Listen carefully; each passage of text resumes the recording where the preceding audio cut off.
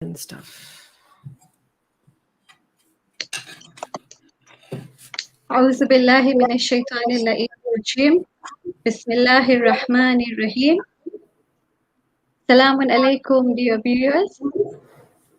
This live program is organized by Careers Hub, where we seek to empower and support women in careers. Careers Hub is an initiative by the KSIJ, which offers community members career-related opportunities, information, and advice, all aimed at facilitating your journey towards a prosperous future. Visit careershub.ksij on Facebook, Instagram, and YouTube for your career guidance needs, and follow to stay updated with our regular posts and series. So, welcome to today's webinar, Reigniting Your Career Passion in Motherhood.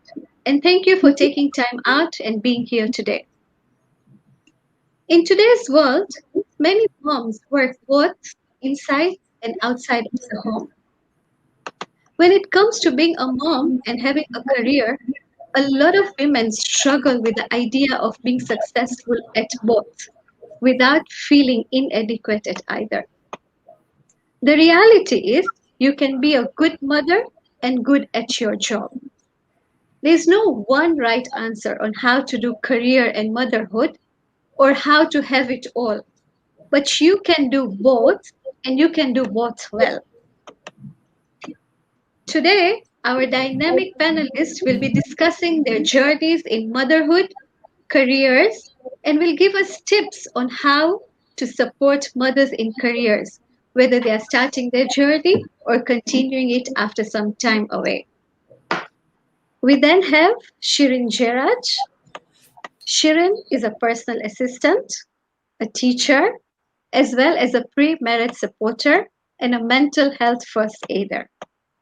She's recently turned her passion of baking into a home-based business. Thank you, Shirin, and we look forward to hear your experiences in different fields. And our final panelist is Tahsin Sharif. Tahsin is an inclusive special education consultant and a school counselor. Thank you, Tahsin, for joining us. And I am Sajida Master, career guidance counselor and a CBT practitioner. And I'll be your host for today. And oh, I forgot to mention, all four of us are mothers. Great. Let's get straight into the topic. Shirin, will come to you. You wear many caps: facilitator, pre-marriage counselor, teacher, personal assistant, and now you are a small business owner. What was your thought behind the new venture, and how do you make it all work? So, to answer your second question first, what makes things work for me is being organized. You know, if you're organized in life, then everything falls into place, whether it's with timing, whether it's with, programming your day, whatever you do, if you organize, have a structure about how you want to go, not just your life, but your day-to-day life, then everything falls into place. And as you said that I wear many caps. You know, there was a time about 15, 20 years ago when I was traveling with my husband and we were filling in the forms at the airport and it said occupation. So my husband wrote in his spot businessman and I wrote domestic engineer. And he's looking at me and he goes, why are you writing that? Now I'll have to get you another form. And I'm like, no, this is what I am. And after we submitted our forms, I said, let me explain you what a domestic engineer is. I'm a chef, I'm a chauffeur, I'm a pharmacist, I'm a doctor, I'm a shrink. These are just some of the roles that I play with for my children. And then there are roles that I play for myself. And then there are roles that I play for the community. So combining all these together into one person takes a lot. But organizing is what is the backbone of everything that I do. Keeping this in mind, I decided I'm not just going to be in the corporate world, which I was in, but I decided to leave. I wanted to do something on my timing with flexibility so that I can do other things, social service, and a lot of other activities and hobbies that I wanted to follow. So I said, let me take up home baking, which is something I've done all my life. But now that my kids have gone abroad to study, I have the craving for treats and no one to make it for. So I decided to turn my passion or my hobby into a business. And I must say, Alhamdulillah, it's paying off very, very well. Thank you, Shirin. When we are mothers, we are all that pharmacist, doctor, teacher, driver, and whatnot. Okay, moving on. Tessin, as I was reading your profile, I noticed you were a dispensing optician before you had your children, and then you had a career change. Tell us what made you change your career. How did you go about it? What was your thought behind your career change? Thank you so much. Assalamu alaikum, everyone. I love this question because it's something that really wrote about the real me. When I was in grade 7, I went to an optics KCMC in Moshi. And when I went over there, that's when I decided that I would be an optician, as many young students would do. They would visit something, they would fall in love with a profession, and then they would want to aspire to be that profession. And it was fine. I really enjoyed being a dispensing optician. It was actually um, pretty good. I was a good salesperson for glasses. I did well in my job. But when I took the 5-year gap for once my children were born, and I was very lucky that both of them were born very close to each other. So when I took the gap, my husband actually told me that now you have this time. Why don't you look up for something to learn? Because you can use this, whatever little time you have from the kids, you can use it for something else as well. And at that time, I was doing the Friday supplements. If you remember the Friday supplements that used to come out in a page 10 years ago, I was doing a lot of research for those pamphlets. And then when you are a young mom, you're also researching a lot about parenting. You're researching a lot about, and I was doing attachment parenting, which made it very, very easy for me because all I had to do was keep my baby in my kangaroo pocket and I was able to do a lot of things. And as long as the child was attached to me somehow, she was calm.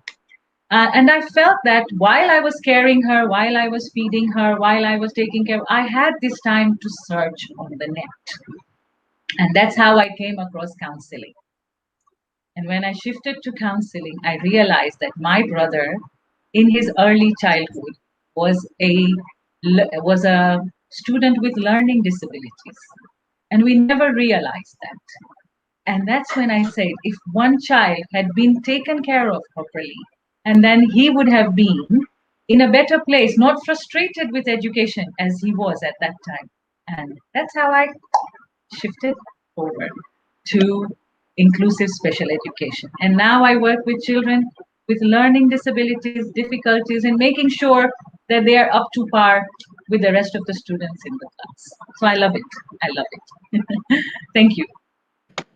Thank you, Tahsin. Uh, it's, when you're a mother, we usually, many of us, we let ourselves go. Just an urge to the young mothers, read, even if you don't have time to do your careers, even if you're taking a break from your career, please read, research, at least keep your mind occupied. To the audience, if you have any questions for our panelists, please put it up on the chat box and our team will look at it. At the end of the discussion, if time permits, the panelists will take the questions picked by our team. So Tassin, I'll come back to you again. The transition from employee to mother to working mother is a remarkable shift. But using that break as an advantage can definitely make the return to the workforce easier. So you had a 5-year break. Yes. What are some ways that mothers can use their time off so they can ease into the transition to return back to work or begin work? Okay, so this question is in two parts. If you're already in a career, then you are to look for professional development because this is very important. Time is not going to wait while you are taking a break. So you need to be aware of professional development courses which are online. 10 years ago, the courses online were not accredited, were minimum. You had to search and search to get a good course, and they were very expensive. Thanks to Corona, now we have free courses, ample courses, and so many to choose from, and so much professional development in all fields. So I believe that if you've got the break, don't stop your research, don't stop learning, keep taking those extra 1 week courses, free courses, anything, webinars, anything. I think we had a truckload of webinars happening at the beginning of our COVID journey. And then still now we are getting once in a while some concrete ones now. In the beginning, they were more about COVID. Now there are concrete ones coming up, helping everyone. I think this is very important. And I think the mother of now, there is a lot of there is sometimes not a choice that I want to stay at home. It's now become very important to have that step out of the. A lot of young moms will tell us that we do not want to opt for just being at home.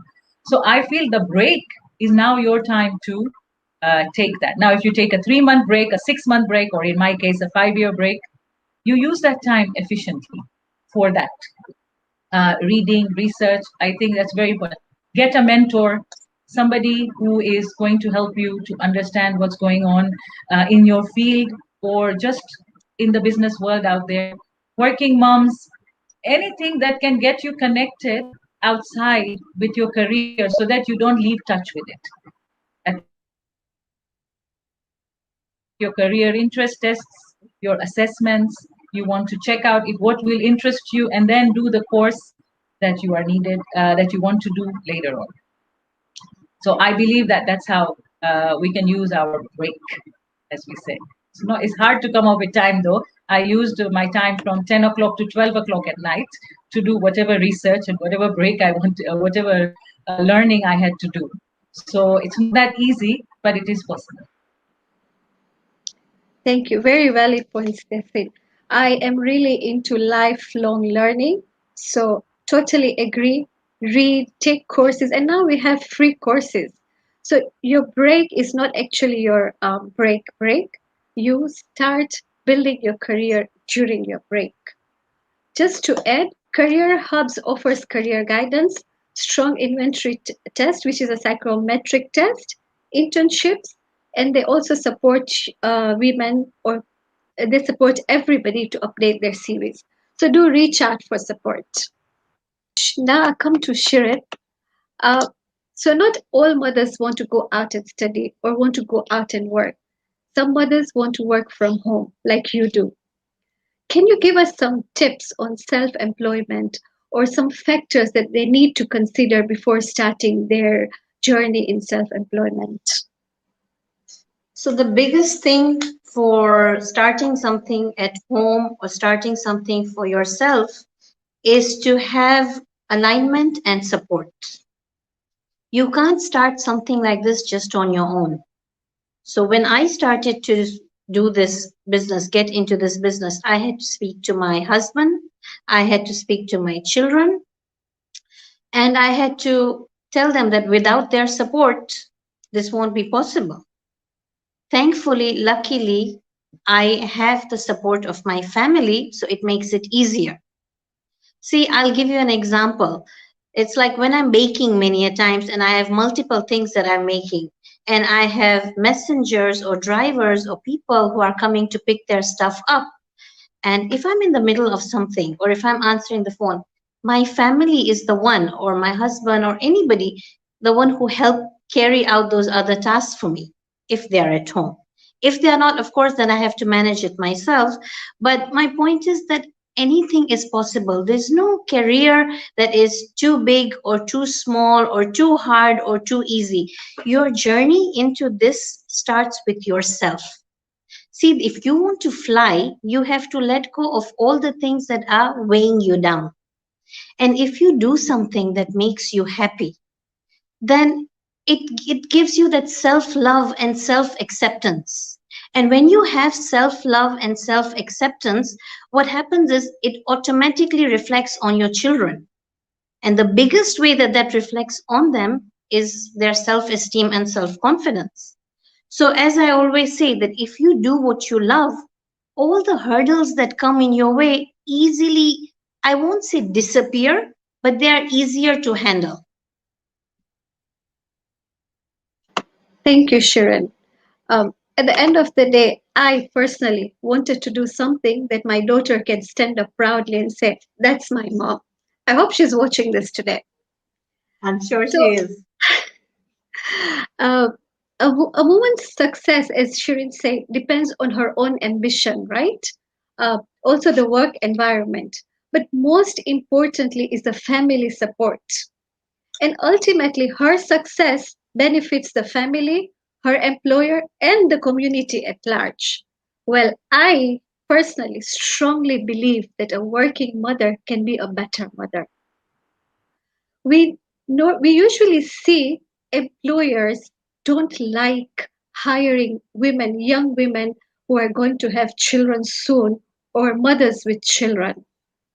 So, Sharon, what are your thoughts on that? And how do you think the employers can help support working mothers in advancing them in their careers? See, Moving on. So, working, as we said, some people have to work, they have no choice, right? And working mothers have it tough. You're fully committed to your work, you have family to take care of, you have small children to take care of, and it can be very exhausting and thankless. And it can be perceived as you're not fully present as an employee or a mother. So, Tansin, I know you are a counselor. Can you give us some tips how to make this juggling a little easier? Thank you, Sajida. It is indeed a question that is sad that we have to even ask. I think I've really listened well to Dr. Mehjabeen and Shirin when they say that the work life balance is difficult and may being the mental health. We really need to understand in Tanzania and especially within our community, are we actually doing it? What's happening is it that's a 45-hour week in Tanzania if you're working full time. And imagine if you have a work, if you don't have any work life balance like this. And I'm not even saying mothers only. I believe fathers even working a 45-hour week, how can they be major contributors in the upbringing of their children if they are exhausted by commuting, by first of all working those taxing hours, and then there is the process of commuting, the leaving of the work, everything. I think mothers and fathers both need flexible working hours. Now, I attended a webinar in October 2020 by UNIDO, which is the United Nations International Department Organization. And what they were focusing on is how to bring this gender equality as well as work-life balance into our lives, and that the work is important, like Shirin said, but not the number one priority. Now, when it comes to coping, whether a mom joins back to work in 3 months, 6 months, 5 years, she will always feel guilty. There is that sense of guilt that she may not give 100% to her children. That's her own guilt. And then there is the added guilt by the people around her who are probably pushing it that, are you sure you want to go in? Are you happy with somebody else raising your children? You will miss the major milestones in their lives. Their first word. I mean, literally, the first word, you will miss maybe her first word, her first walk, his first stumble, fall. What if your caretaker does not take care of the way you want to raise them? All these questions will add on to that guilt. I personally believe that there will be guilt at any stage. But if you want to have some sort of a career. Now, there are two ways we go back into career. I think either we go in because we are passionate about our careers, or we go in because we are financially needed as a supporter. In both ways, be convinced and honor your decision. When you are yourself, honoring your decision, and you are not doubting yourself, that's your number first step towards achieving a coping mechanism. You know why you are in a career. For example, when I went into a career, I began to understand that I am not only helping somebody choose a pair of glasses, I'm actually helping a life. This was passion for me. I am now helping students with learning difficulties reach their potential. For me, this is important work. My children understand this because they see when I talk about it so passionately at home. So it comes like that. The second thing is delegate. Honestly, delegate. So I believe if your children are very young, then delegate the task. In Tanzania, we are the luckiest bunch. We have help. If you do not have familial help, then you have help in the sense of housework supporters. I mean, which other country in the West can give you this sort of help? We are very lucky. So if you have somebody at home who you trust, pay a little bit more. Ensure that your child is being supported, is being cared for the way you want to them to be cared for. If you have to fork out a little bit extra for that and make sure that your housework feels, your house helper feels that they are satisfied with the job, they will give the care that you want them to give. When it comes to family, when you're talking to your family, talk to them why you are doing this. When they understand your passion, believe me, they get it. And when they get it, they help out wherever they can. So, as I was saying, delegate work. I've also understood that children with working parents, with working mom, are a lot more understanding, a lot more supportive at home. My girls wash dishes, they do everything. I think it comes because they've seen me working, they understand that I need to rest, so they do their bit. So, delegation is very, very important. You will get your time. Fill your own cup. I must read 20 minutes before I go to sleep, and it is not academic work. It is just fun stuff that I read, just so that I can have my own um, thing to do. And it doesn't have to be any learning going on, it doesn't have to be anything. It's just relaxed 20 minutes of reading that will make me smile and let me enjoy my day. I think that is very important. So, what do you want to do in that 20 minutes or 30 minutes before you unwind yourself? Do you want to do embroidery? Do you want to just watch 20 minutes of YouTube or something? What do you want to do to fill your own cup? And I think the last one that I would share with you is that make sure that you have a family organizer. So the family organizer indeed, the family organizer helps to keep yourself in touch with everything that's going on around you. I think I've already taken up too much of the time, but I think these are the four tips that really help me to get along with my work. Thank you. Thank you so much, Tassin. Uh, it's true, when your children see you working, I think working women or women who are independent bring up very self sufficient, very independent children because they see us to do that. Uh, to sum it up, Shirin, your final words to a young woman who's just started her marital life but is also looking into continuing her career. What is your one final advice to her? You know, when you tell me one final thing, I'm going to say two, three. I'll try and say one thing. It's going to be a challenge. But the key to anything in life is organizing yourself. Organizing goes into many ways: your time management, your relationship, everything that is important, that is a priority around you.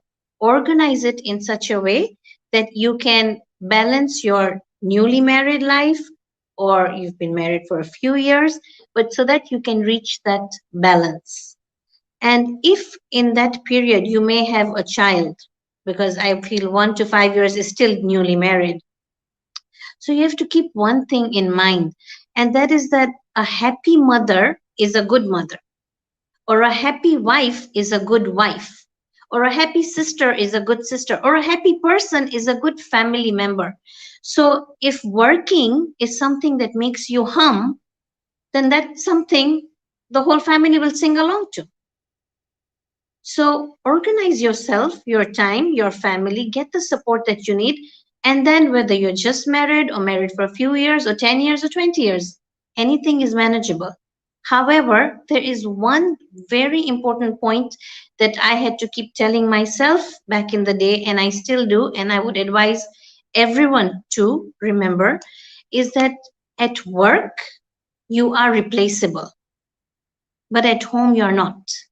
There are certain milestones in life that you need to give priority to your family and then to work. And in that, I feel there's no compromise. Yes, I know sometimes we are committed, but that is one thing that I feel is sacred. That time will never come back. So balance it out, prioritize it, but just remember you will be easily replaced at a much lesser pace scale at work. At home, it won't be that easy. So, keeping that in mind, I think all moms, all women, everybody can manage and balance between the two. Thank you, Shirin. It's all about balance. Tessin, your last advice, words to women who want to empower themselves or start a new career. Thank you, Sajida. I would also like to answer one of the questions in the comment section. Um, it's how do our husbands help us? I feel like when you are choosing a spouse, in that process, you get to know each other a lot. When it came to my husband, he was very aware that I am a person who likes to learn. I'm a learner, a lifelong learner. I like to help people. And that I have given a lot of years to my original career. And he was like, he knew me as a person. And I think after marriage, this should not change. You know a person, you've accepted them with their quality that you liked about them, that they were people who are extremely passionate, they are extremely career oriented or not, family oriented. I was one of those who was a balance of both. I understood, like Shirin said, my family role. I knew that I was indispensable over there, but I also wanted to make my mark in a place that was not attached to a family. And my husband understood that. And I think where things sometimes go wrong is that when we are looking for a spouse, we know all of these things. But as years pass, suddenly the knowledge of each other is no longer important, and the expectations of each other become more important. Now you are when your husband understands what you need, he will give you your chance to grow. We had a chat. He understood. In fact, like I originally said, he's the one who pushed me out of my comfort zone. So um, I was like, okay, I'm okay with the baby. I'm going to take my 5 years off, and all I'm going to do is take care of my babies. And he said, is that I know that you love doing this, but I think you should use time to do a little bit more. And he pushed me out of my comfort zone. And one of the other things that I'd like to tell all women who want to grow is that find a mentor who will push you out of your comfort zone. Doesn't have to be a family member. Somebody who needs to take you out. I'm sure all the women have gotten a lot of insights, have enjoyed hearing your stories. So thank you so much. Uh, Alhamdulillah, we've gotten something out of it, and inshallah, we'll move forward. We'll take this forward. If you have any comments, if you liked our program, if you have more uh, any suggestions, please do contact us. Do write to us on Careers Hub, and do be sure to visit careershub.ksij on Instagram, Facebook, and YouTube. To sum it up, motherhood doesn't fit perfectly into professional lives, and we shouldn't be ashamed to admit it. It doesn't mean you can't be both a great mother and have a great career, but it does mean that there'll be days you'll feel you're only good at one and not at the other, or you'll even feel lousy at both. Perhaps if we were a little bit honest about the challenges associated with doing both at once, we can find more support, more self love, and more success. With that, thank you so much for all those who've joined in, and take care, stay safe, and fi amanillah. Thank you so much. Thank Kudafez. you. I just want to say thank you to everyone in this room, wise women in this room, and thank you to the Tabligh committee and the career committee to organizing this and having me. Thank you. It's been great.